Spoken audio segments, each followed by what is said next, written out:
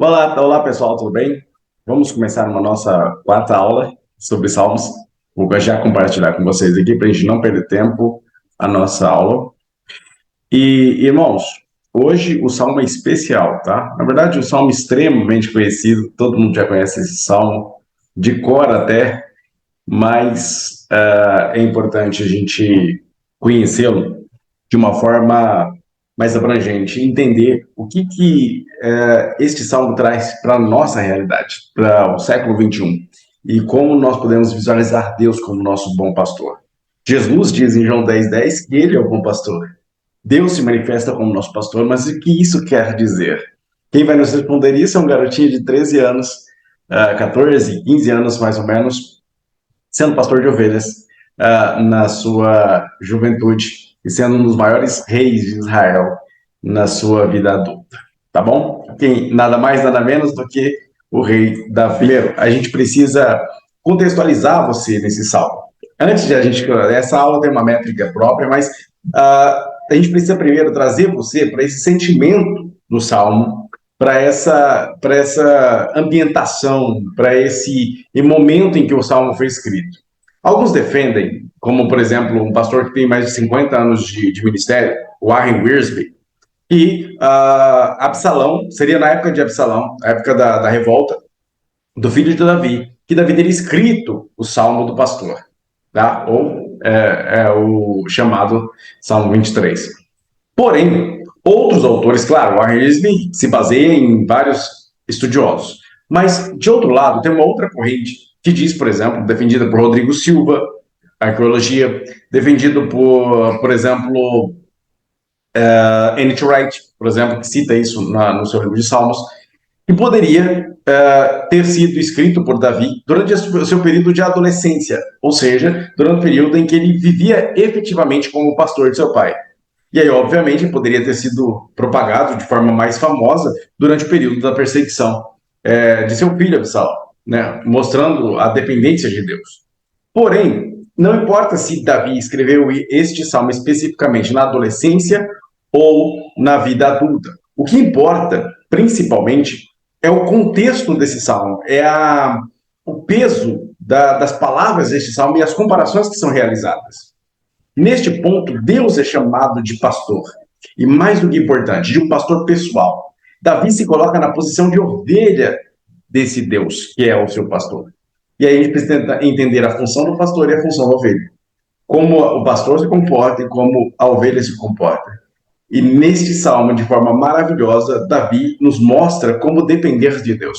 Porque, antes de qualquer coisa, é importante entender que este salmo não é um salmo de providência. Não só, ainda que ele possa ser entendido como um salmo de um Deus que provê, ele é principalmente um salmo de suficiência. Ou seja, um salmo que mostra que Deus é suficiente e que de Deus vem toda a providência. Assim, para mim, o que importa, na verdade, não é ter Deus, não é ter coisas, mas ter o Deus que provê estas coisas, se ele quiser prover. Se ele achar que que eu possa ter estas coisas, ou que eu preciso delas naquele momento. Eu me coloco em total dependência de Deus. Então, este salmo é maravilhoso por causa disso. Ele começa dizendo: se o Senhor me pastoreia, eu de nada mais preciso. O Senhor é meu pastor, nada me faltará. Ou seja, a partir do momento em que eu tenho alguém que me pastoreia, eu não preciso de mais nada. Nada me falta. Eu já tenho tudo porque eu tenho quem importa. E é isso que este salmo vai trazer para nós. E a gente precisa vasculhar um pouquinho mais este salmo e entender as suas maravilhas. É lógico, a gente não consegue em uma aula escavar todo o salmo, mas pelo menos a gente consegue pegar os contextos básicos e que traz para a nossa vida, para a nossa lição, riquezas provindas deste salmo. O personagem deste salmo é a ovelha e também o pastor. O pastor de ovelhas, no contexto do Oriente Médio, ele tinha várias funções. Ele tinha nas suas mãos uma vara, um cajado, o estilingue. Nós conhecemos bem a funda que Davi derrotou Golias. E era uma funda de pastor, era um estilingue de pastor. Né? O cajado era um instrumento de proteção, de cuidado. A vara era um instrumento de cuidado, de proteção. O cajado era um instrumento de resgate. Se a ovelha caísse em algum lugar, era com o cajado, com essa parte aqui, ó, do cajado que o pastor conseguia resgatar a ovelha. Ao mesmo tempo, esta peça era desencaixada e assim se conseguia utilizá-la como uma arma, como uma vara, efetivamente. Vou até tirar ela do lado aqui para você ver essa vara aqui, ó. Era uma parte já, ela é uma parte do cajado. Então, o cajado funcionava tanto para a proteção da ovelha, quanto para resgate da ovelha. E ainda era um amparo, um cuidado, aquilo que fazia com que servisse de guia, conduzia a ovelha até o local correto. Ah, olha, sai, não vá por aqui, vá por outro lado. E o pastor fazia isso desde a mais tenra idade. Na verdade, é exatamente esse o problema. A ovelha é muito medrosa, extremamente medrosa, é um animal extremamente medroso. E ele é tão acostumado à voz do pastor que não reconhece outra voz. Então, para que acontecesse no Oriente Médio a troca de um pastor mais velho para um pastor mais novo, como era o caso de Davi e Jessé, as ovelhas eram de Jessé. Mas Davi pastoreava. Por quê? Porque Jessé já havia treinado Davi a ser pastor daquelas ovelhas. Já havia feito a transição de voz. O que é isso, transição de voz? Significa o seguinte: durante muito tempo, Davi vai com seu pai, desde pequeno, tocando as ovelhas junto. E aí as ovelhas vão aprendendo a tonalidade da voz de Davi. Até hoje, entre os beduínos, acontece isso. O mais velho, então, vai se afastando das ovelhas, enquanto o mais novo fala mais com elas. E assim elas vão aprendendo a obedecer a voz daquele pastorzinho. Até o momento em que o mais velho não precisa mais aparecer. Ou que o mais velho tenha morrido, ou acontecido alguma coisa, aquele menino já tem capacidade de assumir aquelas ovelhas. Davi, então, provavelmente nos seus 12, 13 anos, já começou a gerir as ovelhas de seu pai. E as ovelhas já ouviam a voz de Davi e reconheciam a voz de Davi. Assim, é possível que você vá, por exemplo, em um lugar no Oriente Médio e encontre 3, 4, 5 rebanhos chegando para beber água. E aí você fala, meu Deus, quantas ovelhas vão se misturar? E aí como é que eles vão saber para separar? Basta o pastor chamar. O pastor chamou, cada conjunto de ovelhas vai seguir a voz daquele pastor, porque elas estão acostumadas a ouvir só aquela voz. Se aquela voz não as guia, elas não comem, não bebem, não fazem mais nada e tendem a morrer logo depois disso, tanto de tristeza quanto de fome ou de sede, porque não aceitam ser conduzidas por outra voz. É por isso que Jesus diz que as minhas ovelhas ouvem a minha voz, as minhas ovelhas reconhecem a minha voz. É por isso que ele fala isso em João 10. Por isso que ele se coloca como bom pastor. Então a gente tem essa figura medrosa, toda melindrosa que é a ovelha, e nós temos um protetor, um cuidador que é o pastor. E aí Davi junta essas duas figuras em uma só, dizendo: olha, o Senhor é o meu pastor, eu sou ovelha. Eu sou o medroso, eu sou o frágil, eu sou o dependente, e é Ele quem cuida de mim. É Ele quem, com sua vara e com seu cajado, me sustenta e me guarda. Se não fosse por Ele, eu morreria ou de tristeza ou de morte ou de fome. Então, Ele me provê tudo. Então, vê a riqueza que existe só na identificação, na escolha de Davi em colocar o seu contexto pastoril dentro deste salmo e aí trazer para nós essa necessidade de dependência de Deus, de entender que é Deus que norteia, guia, protege, ampara, direciona a nossa vida. Nós somos ovelhas do seu pasto e ele é o nosso pastor. E é um pastor pessoal, um pastor que fala e que nós reconhecemos a voz dele. E é um pastor que nós nos submetemos ao seu cuidado, ao seu modo de guiar. E as ovelhas rebeldes, elas acabam fugindo e saindo do rebanho, mas o pastor tem a preocupação de buscá-las. Por isso, o pastor não desiste das suas ovelhas. E ainda que a ovelha fique gorda, grande, cheia de lã, porque não foi cuidada pelo pastor durante muito tempo, esse pastor vai buscá-la. E aí ela, mesmo machucada, cheia de lã, toda arrebentada, esse pastor segura ela com força, coloca sobre os ombros e traz de volta, como também Jesus faz esta analogia. Ainda que a ovelha esteja perdida, o pastor quer correr atrás, quer ir atrás. E se ela estiver em uma condição em que ela não consiga mais andar, o pastor pega ela e coloca nos ombros e traz de volta para o redil, junto com as outras que estarão cuidadas. No caso, as 99 que Jesus fala.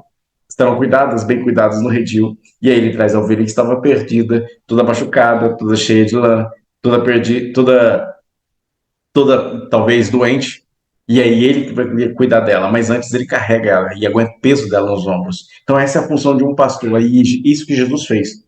Carregou todo o nosso pecado no ombro, toda a nossa dor no ombro, tudo que a gente fez, ele carregou na cruz do Calvário, na hora em que subia a ladeira do Calvário. E aí, ao ser pregado naquela cruz, ele paga a dívida que era nossa. E aí, redime essas ovelhas. O cajado dele salva-nos da perdição do abismo, a perdição que seria a morte pelo pecado. Então, a gente tem muito a aprender com este salmo. E é exatamente esse o título do salmo, o Salmo do Pastor. O Salmo 23 é conhecido como Salmo do Pastor. Mas mais importante do que conhecer o Salmo do Pastor, o Salmo 23, é importante conhecer o pastor do Salmo.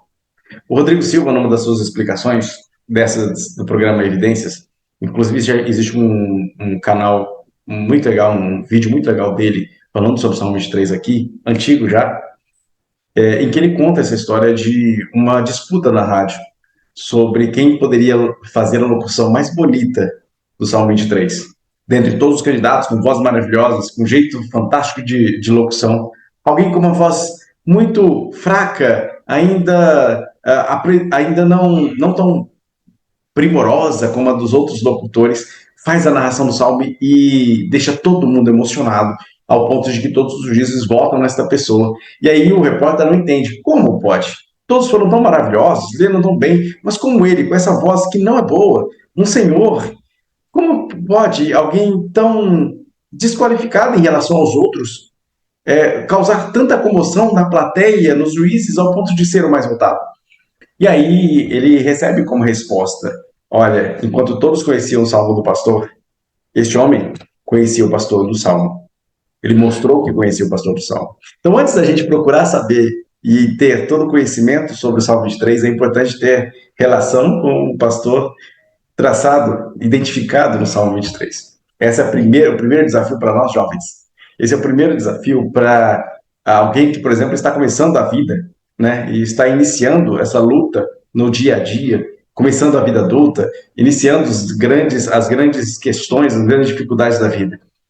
Você precisa de guia, você precisa de cuidado, você precisa de alguém que seja suficiente para você, que coloque você no prumo, que muitas vezes vai te conduzir para lugares que você não quer exatamente ir, mas que vão te conduzir para águas tranquilas, que vão te conduzir para um lugar de estabilidade, que vão te colocar dentro do eixo, que vai dar direção a você e vai deixar você perdido ao seu bel prazer, correndo o risco de cair no espinheiro, de ir para o abismo e de não ter muitas vezes que alguém próximo para te resgatar. Você precisa de uma voz para ouvir, e é Jesus quem está se colocando como pastor nesse momento.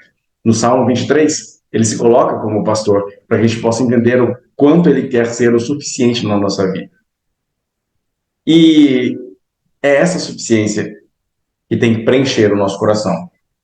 Várias traduções, se a gente pegar várias traduções, a gente vai conseguir entender que o primeiro versículo, o Senhor é o pastor, nada faltará, não está se relacionando à ideia de providência, mas de suficiência. Na King James Version, a versão do Rei Tiago, o Senhor é o pastor, nada me falta.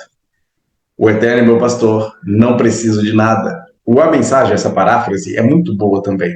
Mas é claro, você não vai usar ela para um texto teológico, mas para a leitura diária é muito bom. E a clássica leitura de Almeida e Corrigida, ou Almeida Fiel, o Senhor é meu pastor, nada me faltará. São demonstrações de que, ainda que pareça à primeira vista que seja um salmo de providência, ele na verdade traça como o Senhor sendo o nosso pastor, ele, o Todo-Poderoso, sendo o nosso cuidador, nós não precisamos de mais nada. Ou seja, ele é o elemento principal, essencial, é aquele que vai prover todo o resto, que vai cuidar de todo o resto e que é suficiente para nós. Ou seja, eu deposito toda a minha confiança nele, inclusive a questão da água e da comida. A ovelha deposita toda a confiança no pastor. Se ele chamar ela para um lugar perigoso, ela vai, desde que ele a chame. Ela vai com medo, mas vai, desde que ele a chame, porque ela reconhece a voz do seu pastor. Este salmo também traz, dentro daquilo que o comentarista da lição dos jovens trouxe, duas divisões, em que na primeira parte do versículo, o pastor e a ovelha estão em evidência, do versículo 1 ao versículo 4. Mas nos últimos dois versículos, a cena muda. A cena vai para uma mesa, vai para uma sala, em que todos estão juntos, em que todos estão colocados em um lugar para serem homenageados. Mas apenas um se destaca. E o anfitrião é aquele que destaca esta pessoa. Ele unge como uma forma de homenagem a cabeça da pessoa que está sendo homenageada naquela recepção. O anfitrião quem faz isso. Era uma das formas de você homenagear alguém. Você derramar óleo sobre a cabeça daquela pessoa. É uma forma de honrar em meio à mesa. É o convidado de honra. Se lavava os pés, se dava o ósculo santo, se beijava o rosto. No Oriente Médio até hoje se faz isso. E também se derramava óleo sobre a cabeça. Ou ungia-se essa pessoa como sinal de honradez. Né? Como essa pessoa era, como era honroso ter essa pessoa dentro de casa. E o que mais impressiona é que Davi faz essa analogia e coloca os seus inimigos na mesa. Ou seja, diante dos inimigos, Deus o honrará. No meio dos seus inimigos, Deus derramará óleo sobre a sua cabeça, mostrando que ele é protegido por Deus. Mais uma identificação com a ideia de suficiência. Mais uma identificação com a ideia de proteção, de cuidado que Deus exerce. Mesmo quando nós estamos recheados por todos os lados de pessoas que querem o nosso mal. Então, se você quer realmente ser protegido por Deus, você tem que entrar dentro desse arcabouço de proteção, desta mão protetora, deste cuidado deste pastor, que vai usar tanto o cajado para te resgatar, quanto a vara para te proteger. E muitas vezes vai usar essa mesma vara para te corrigir, para te colocar no prumo, porque você precisa entender que você só vai ser honrado no momento em que você estiver na linha com Deus. E eu não estou falando das regras da religião, eu estou falando de um relacionamento em que você é dependente de um pastor que te guia, dependente de quem realmente está lá porque te ama, que fez você entender e ouvir a sua voz e ser guiado por ele e por essa voz. E ao mesmo tempo, é uma comparação em que, num lugar de relacionamento dentro das quatro paredes, num lugar de hospedagem, num lugar em que as leis da hospedagem, né, as leis do bom relacionamento são colocadas à mesa. O lugar onde as pessoas se honram, as pessoas se relacionam, um lugar de intimidade. É esse lugar que Deus quer nos transportar dentro do Salmo 23, para um lugar de intimidade. E esses dois versículos finais falam desse anfitrião. Quando no Salmo, nos primeiros versos, falando já desse pastor, Deus vai nos dizer, o salmista vai nos dizer que Deus nos leva a águas tranquilas. Ele está falando da segurança da sua presença.